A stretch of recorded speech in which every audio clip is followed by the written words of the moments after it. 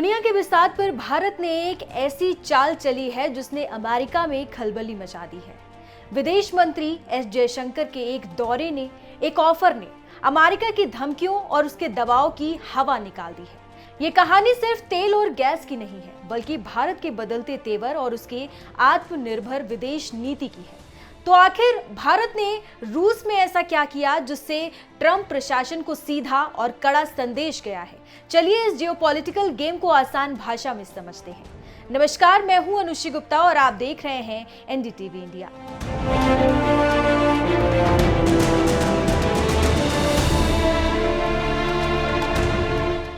पूरा मामला शुरू हुआ अमेरिका की धमकी से। ट्रंप प्रशासन ने भारत को रूस से सस्ता तेल खरीदने पर चेतावनी दी थी, लेकिन भारत झुका नहीं। बल्कि विदेश मंत्री एस जयशंकर ने रूस जाकर एक ऐसा मास्टर स्ट्रोक खेला जिसकी उम्मीद किसी को नहीं थी।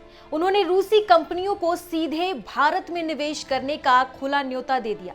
इसका मतलब साफ है, अगर अमेरिका हमारे व्यापार पर टैरिफ लगाएगा तो हम रूस के साथ मिलकर अपनी अर्थव्यवस्था को और ज्यादा मजबूत करेंगे।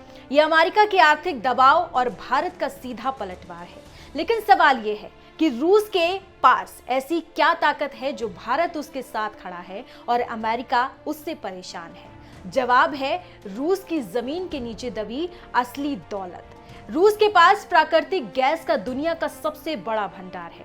आप अंदाजा लगाइए, दुनिया की कुल गैस का 20% से ज्यादा हिस्सा अकेले रूस के पास है।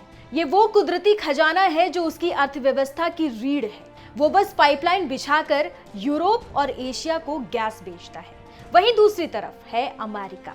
ऐसा नहीं है कि अमेरिका गैस नहीं बनाता, लेकिन उसके पास रूस जैसा कुदरती भंडार नहीं है।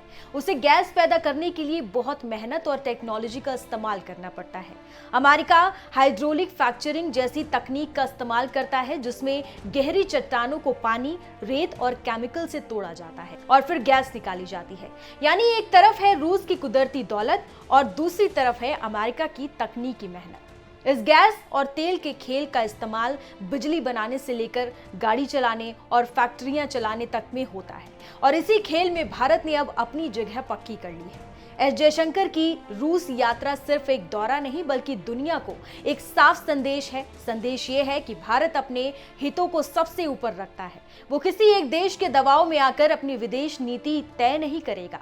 भारत अब अपनी शर्तों पर दुनिया से रिश्ते निभाएगा, चाहे वो अमेरिका हो या रूस। आप अपनी राय हमें कमेंट्स बॉक्स में जरूर दीजिए। नमस्कार।